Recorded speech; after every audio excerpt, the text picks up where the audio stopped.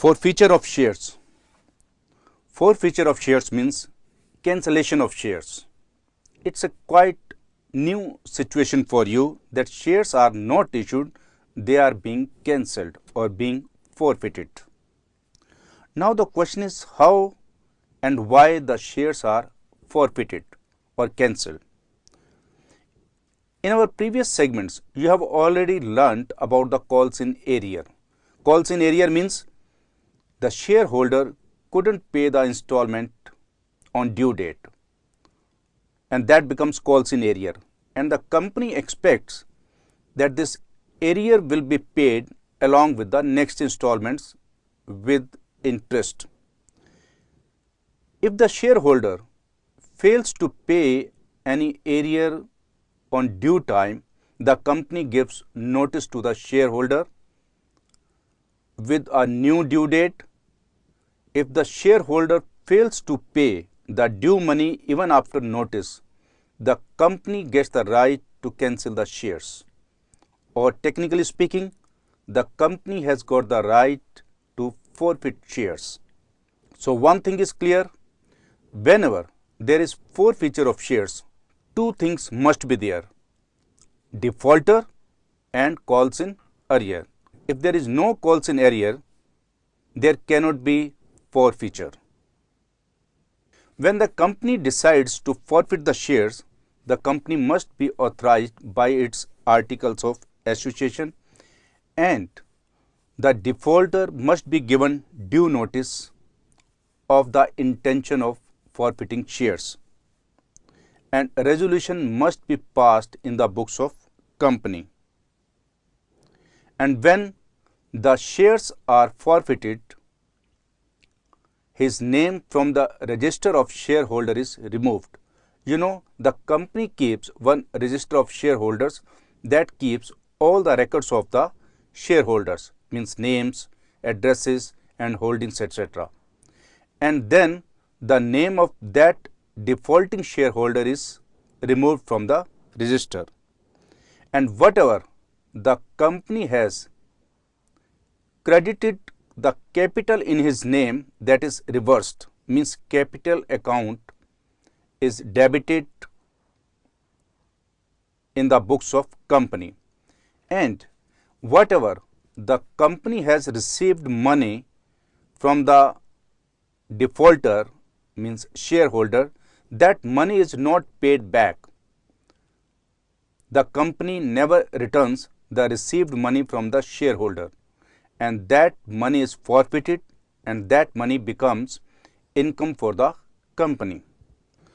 Suppose company issues 600 shares of rupees 10 each at par, and the money was payable in 3 installments of 3 plus 5 plus 2, means 3 rupees for application, 5 rupees for allotment and 2 rupees for first and final call. There were 3 shareholders A, B, C with the holding of 100, 200 and 300 shares respectively.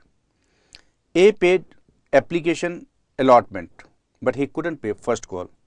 B paid all the installments and C paid all the installments. And there was calls in arrear against A because he couldn't pay first and final call. So he was given due notice. Even after notice, he couldn't pay the first call and his shares were forfeited. So we are going to assume that a resolution was passed and the company was duly authorized by its article. Let's see how the accounting treatment for this situation. I am going to draw journal entry only for the forfeiture. You know all the entries, how the entries are passed for application, allotment and first call. Whenever the shares are forfeited, I have already told you, whatever the capital has been credited for him, now it will be reversed, means share capital account will be debited. So the entry will be share capital account debit and to share forfeited account. To share forfeited account means this is a nominal account and this is an income account. and then to share first and final call, means you have to credit the unpaid installments, and the unpaid installment for him was first and final call.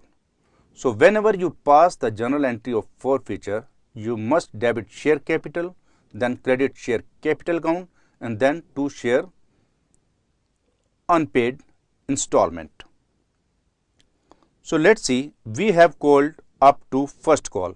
It means the transfer entry for 3 installments have been passed. It means the capital has been credited up to first call, means the company has already credited rupees 10 as capital. So it must be reversed now. So the journal entry will be share capital account debit, that is 100 into 10, 1000 rupees, to share forfeited account. To share forfeited account means the money forfeited by the company. And how much money has been paid by the shareholder? That is 3 plus 5. He has already paid application money and allotment of $5. It means he has already paid 8 rupees. So to share forfeited account, 100 into 8, 800 rupees has been forfeited from the shareholder. Then to share first and final call account, there are 2 options. You can credit calls in arrear, or you can credit share first and final call account, whatever you like. If in the previous journal entries you are using calls in arrear, then you must credit calls in arrear. If the calls in arrear account is not being used in your previous journal entries, then you can't use calls in arrear. So that will be 100 into 2, 200 rupees.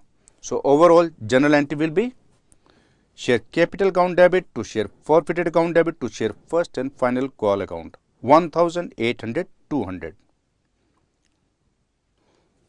So be careful, whenever there is forfeiture of shares, the journal entry should be share capital account debit to share forfeited account to unpaid installment account.